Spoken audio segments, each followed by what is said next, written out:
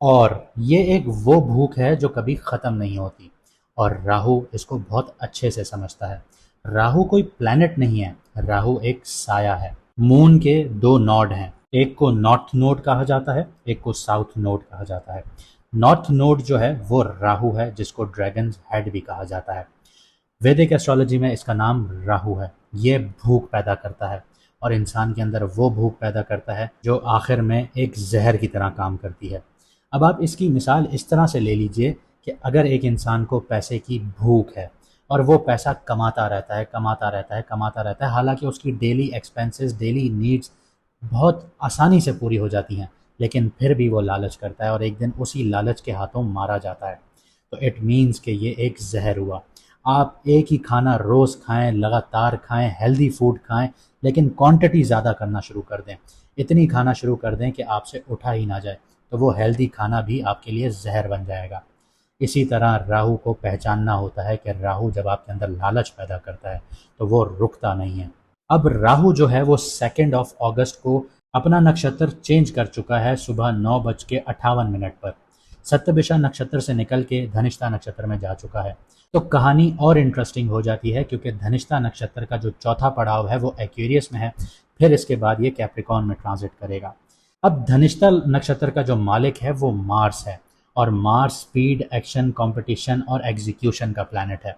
और अगर हम एस्ट्रोलॉजी, वैदिक एस्ट्रोलॉजी के हिसाब से देखें तो मार्स और राहु जब भी एक साथ होते हैं या नज़र बनाते हैं तो अंगारक दोष बन जाता है। अब अगर आपको याद हो, 29 या 28 फरवरी को मैंने वीडियो डाली थी, उसमें मैंने जिक्र भी किया था अंगारक दोष का, जिस वक्त चांद ग्रहण लगा था। तो अंगारक दोष की अगर आप कोई वीडियो उठा के देखें हमारी, तो जिस वक्त हमने जो चीज़ें बोली या हमने प्रेडिक्शंस की, तो वो सारी चीज़ें उसी वक्त एक्यूरेट हुई, क्योंकि यहाँ पर चीज़ें रुकती नहीं हैं, एकदम से एक्सपेंड होती हैं। तो अब राहु काम करेगा मार्स के नक्षत्र में, यानी कि जो आपकी नॉर्मल भूख है वो अब मार्स की एनर्जीज के साथ एक्सपेंड करेंगी। राहु की सबसे ख़ास क्वालिटी उसकी एम्प्लीफिकेशन है। जिस चीज़ को टच करे उसकी डिज़ायर को बढ़ा देता है। आप किसी चीज़ को उस पसंद नहीं करते, आप उसको हासिल करने के लिए कुछ भी कर रहे होते हैं, फिर सिर्फ हासिल ही नहीं करना चाहते बल्कि दूसरों से आगे भी निकलना चाहते हैं। और फिर एक पॉइंट आता है जहां इंसान खुद से पूछता है, मुझे वाकई ये चीज़ चाहिए भी थी, या मैं सिर्फ इसलिए भाग रहा था क्योंकि मुझे लगता था कि मुझे ये हासिल करना है। यही राहु की स्ट्रेंथ भी है और जहर भी है। राहु आपको अनकन्वेंशनल बना सकता है, वो रास्ता आपको दिखाता है जो ट्रेडिशनल लोग शायद कभी भी ना देखते हों या उसको फॉलो करने से डरते हों। Technology, internet, foreign connections, mass audience, networking, unusual business models, research, innovation और कॉम्पिटिटिव इन्वायरमेंट्स में राहु की एनर्जी को इंटेलिजेंटली यूज़ किया जा सकता है। लेकिन जैसे मैंने आपको कहा कि इसकी डार्क साइड को इग्नोर मत कीजिएगा। राहु ऑब्सेशन क्रिएट करता है, एक गोल दिमाग पर सवार करवा देता है, एक इंसान दिमाग पे सवार करा देता है, एक रिलेशनशिप, एक पोजीशन, एक अमाउंट ऑफ मनी दिमाग में चढ़ जाती है, एक सोशल स्टेटस, एक रिकग्निशन मिल जाए, और फिर इंसान को लगता है बस ये मिल जाए और मैं सेटिस्फाइड हो जाऊंगा। लेकिन यही राहु का ट्रैप होता है। आप दुनिया में जितने भी बड़े बड़े पॉलिटिशियंस उठा के देखें, उनका राहु इतना मजबूत होगा क्योंकि वो आपसे झूठ बोलते हैं, और झूठ जब वो बोलते हैं तो आप पहचान भी नहीं पाते। क्यों? जब पॉलिटिशियंस आपको लॉलीपॉप दे रहे होते हैं तो आप बिना देखे, बिना सोचे समझे उनको फॉलो कर रहे होते हैं, ब्लाइंडली फॉलो कर रहे होते हैं। यही राहु की माया है, उसका जाल है।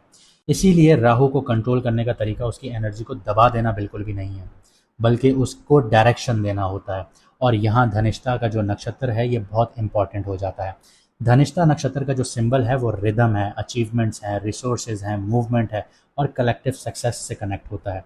इस नक्षत्र में मार्स की एनर्जी होती है एक्शन लेना, compete करना, टारगेट चेस करना, रिजल्ट के लिए मूव करना। इसलिए एक्वेरियस का धनिष्ठा जोन में जो राहु की एनर्जी है, हम उसको सिर्फ डिज़ायर के तौर पर नहीं देखेंगे। यहाँ डिज़ायर को नेटवर्क, टेक्नोलॉजी, सोसाइटी और फ्यूचर ओरिएंटेड गोल्स के थ्रू अचीव करने की कोशिश भी देखेंगे। इसके अलावा एक बहुत इंटरेस्टिंग बात आपको बताऊं, राहु अभी कैप्रिकॉन में एंटर नहीं हुआ, हालांकि धनिष्ठा का जो नेक्स्ट पड़ाव होगा वो कैप्रिकॉन में होगा। इस वक्त राहु एक्वेरियस में 6 डिग्रीज पर है, धनिष्ठा के चौथे पड़ाव में है। कैप्रिकॉन का चैप्टर बाद में आता है, इसलिए इस सीरीज में हम सिर्फ राहु को एक्वेरियस में ही रीड करेंगे। जब कैप्रिकॉन में ट्रांजिट करेगा तो हम कैप्रिकॉन में जब उसका नक्षत्र होगा उसमें भी उसको रीड करेंगे, कैप्रिकॉन में भी रीड करेंगे, लेकिन उसके नक्षत्र के थ्रू करेंगे। और क्योंकि धनिष्ठा का लॉर्ड मार्स जेमिनाई में बैठा हुआ है, 6 डिग्रीज पर बैठा हुआ है जिस वक्त मैं ये वीडियो बना रहा हूँ, ये ऑब्वियसली आगे आगे बढ़ता जाएगा। राहु की जो नक्षत्र लेवल स्टोरी है वो मार्स तक जाती है। मार्स जेमिनाई में बैठा है, इसलिए action, connection, communication, information, skills, media, strategy और मल्टीपल आइडियाज़ के साथ बनते हुए नजर आते हैं। मार्स के बाद मरकरी को भी देखेंगे, क्योंकि मार्स जिस घर में बैठा है मरकरी उसका मालिक है, और मरकरी कैंसर में बैठा है। तो यहाँ पे बात कैंसर तक जा रही है, मरकरी तक जा रही है, और कैंसर में सन, मून, मरकरी, एक्सॉल्टेड जुपिटर पहले से मौजूद हैं, जैसे आपने पुरानी वीडियोस में देखा होगा। यानी राहु की स्टोरी को हम आइसोलेटेड नहीं पढ़ेंगे, वहाँ पे राहु, धनिष्ठा नक्षत्र, Mars, mercury, cancer planetary cluster जो है, ये सारी चीज़ें देखेंगे। दूसरी तरफ ये भी देखेंगे कि राहु एक्वेरियस में है, सैटर्न उसका मालिक है, रेट्रोग्रेड सैटर्न पाइसेस में बैठा हुआ है, जुपिटर की 9th एस्पेक्ट सैटर्न पर पड़ती है। यहाँ से पता चलता है कि राहु किस तरह की डिज़ायर्स क्रिएट करता है, और उस डिज़ायर्स को एक्शन कौन दे रहा है, और उस एक्शन का कनेक्शन ज़िंदगी के किस दूसरे चैप्टर पे बन रहा है।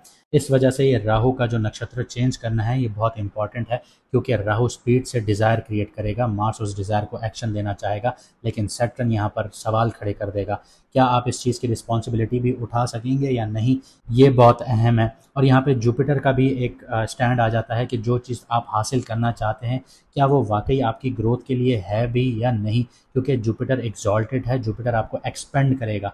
एक्सपेंड अगर जुपिटर कर रहा है तो सैटर्न भी कर रहा है, सैटर्न के घर में बैठा राहु है वो भी करेगा।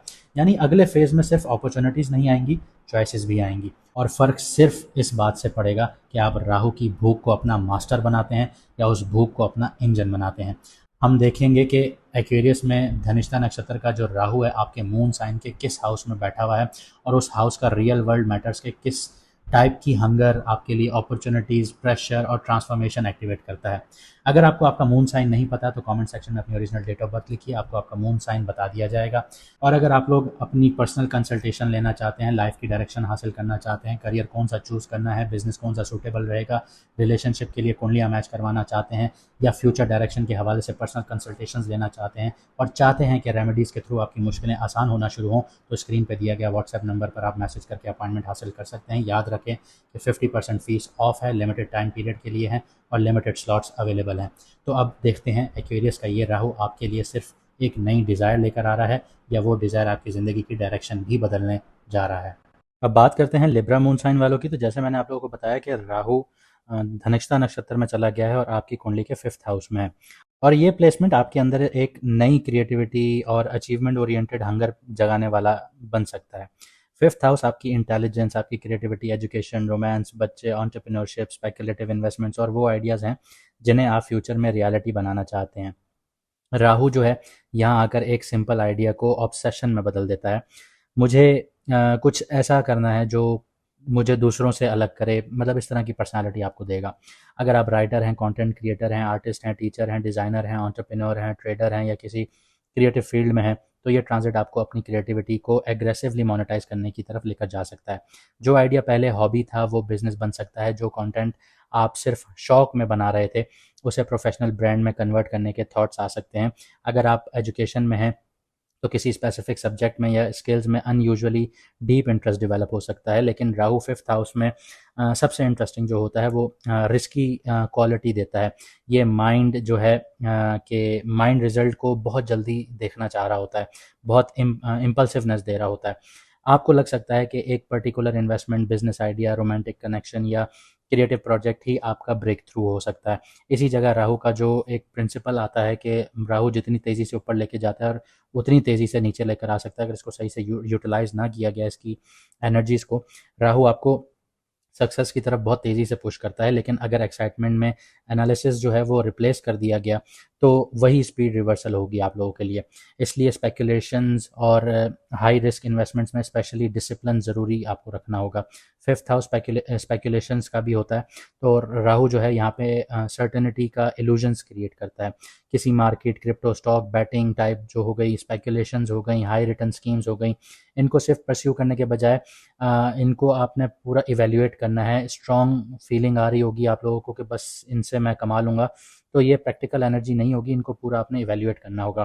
तो रिसर्च रिस्क को लिमिट करना शुरू करेगी। एग्जिट प्लान के बगैर राहु का आप लोगों ने बिल्कुल भी इस तरह फ़ायदा नहीं उठाने की कोशिश करनी कि आपके पास एग्जिट प्लान नहीं है और आप राहु की चीज़ों पे चल पड़े हैं और वो फिर आपको डाउनफॉल की तरफ उससे स्पीड से लेके जाएगा। और धनिष्ठा नक्षत्र का मालिक जो है वो मार्स है, 9th हाउस में बैठा हुआ है।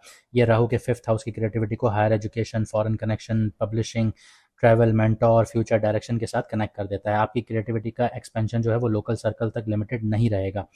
इसके अलावा ऑनलाइन ऑडियंस हो गई, इंटरनेशनल क्लाइंट्स हो गए, फॉरेन एजुकेशन हो गई, आप लोगों की पब्लिशिंग हो गई, या किसी डिफरेंट कल्चर के साथ प्रोफेशनल कनेक्शन की पॉसिबिलिटीज़ यहाँ पे बन जाती हैं, क्योंकि धनिष्ठा नक्षत्र का जो लॉर्ड है वो आपके 9th हाउस में है। अब रियल वर्ल्ड में ये जो कुछ है, तो इस तरह ये मैनिफेस्ट हो सकता है कि आप कोई ऑनलाइन कोर्स डेवलप करें, फॉरेन ऑडियंस के लिए कंटेंट बनाना शुरू करें, अपनी क्रिएटिव स्किल्स को इंटरनेशनल मार्केट में ऑफर करना शुरू करें, हायर एजुकेशन के थ्रू करियर डायरेक्शन चेंज करना शुरू करें, या किसी मेंटोर की गाइडेंस से अपने टैलेंट को प्रोफेशनल लेवल पर लेकर चले जाएं। मार्स 9th हाउस में होता है, तो इस वजह से एक्शन लर्निंग के साथ चलना शुरू होती हैं। तो यहाँ पे सिर्फ ये थॉट्स अपने अंदर नहीं लेके आइए, डेवलप नहीं कीजिए कि आप लोगों ने सिर्फ कोर्स पर कोर्स करते चले जाना है। तो यहाँ पे कोर्स करने से कुछ भी नहीं होगा, यहाँ पे अब आपको एक्शन लेना होगा। आप एक्शन के साथ चलेंगे और जो सीखेंगे उसे मार्केट में अप्लाई करना होगा आप लोगों को। सिर्फ फॉरेन अपॉर्चुनिटी का ड्रीम आप लोगों के लिए इनफ नहीं है। ख्वाब देखना सिर्फ ज़रूरी नहीं है कि आपने फ़ॉरेन में जाना है। फ़ॉरेन में काफ़ी लोग परेशान भी बैठे हुए हैं। एप्लीकेशन, डॉक्यूमेंटेशन और एक्चुअल एग्जीक्यूशन भी आप लोगों को करनी है। अब मार्स जिस घर में बैठा है उसका जो मालिक है, लॉर्ड है, वो मरकरी है। मरकरी आपके 10th हाउस में बैठा है और मरकरी के साथ सन, मून और एग्जॉल्टेड जुपिटर भी हैं। जैसे आप लोगों ने सूरज ग्रहण की वीडियो में देखा था, तो यहाँ पूरी जो स्टोरी है वो सीधा आपके करियर पर चली जाती है। तो 5th हाउस का आइडिया, 9th हाउस की एक्सपेंशन और 10th हाउस का जो प्रोफेशन है, ये सारी चीज़ें एक साथ कनेक्ट हो जाती हैं। इसलिए आप लोगों के लिए ये ट्रांजिट पर्टिकुलरली इंटरेस्टिंग हो जाता है, क्योंकि अगर आप अपनी क्रिएटिविटी को करियर बनाना चाहते हैं, कंटेंट क्रिएशन करते हैं, एजुकेशन करते हैं, एजुकेशन से रिलेटेड बिजनेस करते हैं, कंसल्टेशंस करते हैं, मीडिया से जुड़ जाते हैं, मार्केटिंग से जुड़ जाते हैं, डिज़ाइन से जुड़ जाते हैं, एंटरटेनमेंट से जुड़ जाते हैं, या डिजिटल बिजनेसेस से जुड़ जाते हैं, या फिर एंटरप्रेन्योरशिप में भी आ जाते हैं, उनमें जो चीज़ें भी आप लोग क्रिएट करेंगे वो प्रोफेशनल रिकग्निशन का सोर्स बन सकती हैं आप लोगों के लिए।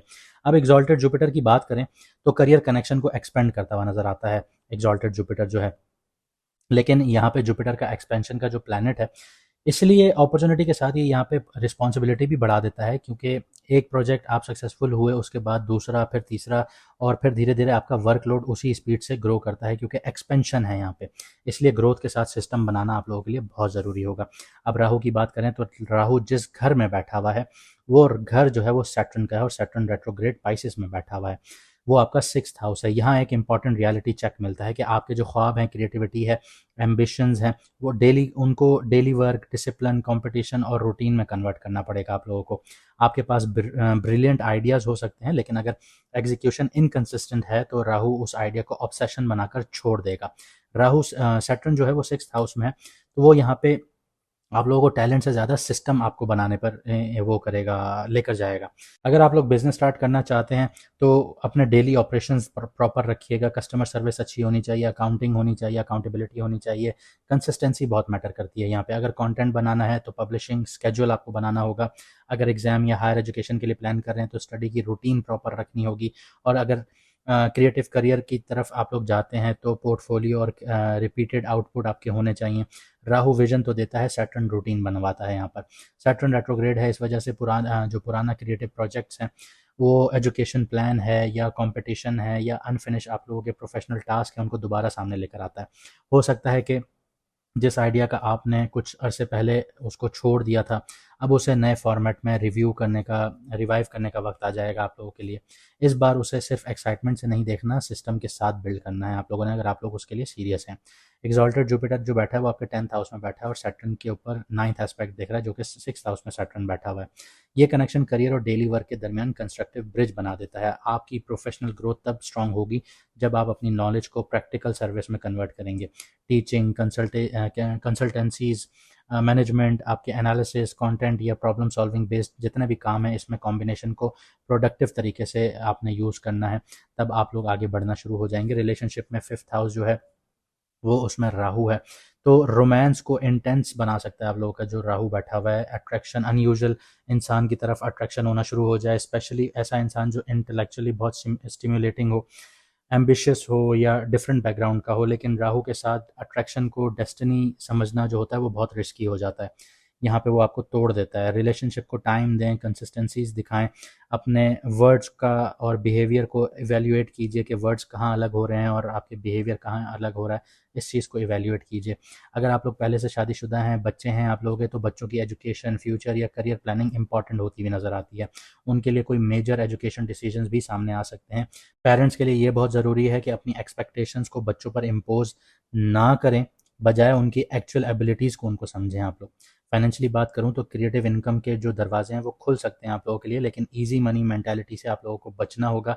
राहु 5th हाउस में है तो एक्स्ट्रा ऑर्डिनरी रिटर्न्स का सपना दिखाता है यहाँ पे। अगर अपॉर्चुनिटी जेन्युइन होगी तो ड्यू डिलिजेंस यहाँ पे आप लोगों को करना होगा। अगर सिर्फ एक्साइटमेंट है तो डिस्टेंस रखिएगा इस चीज़ से।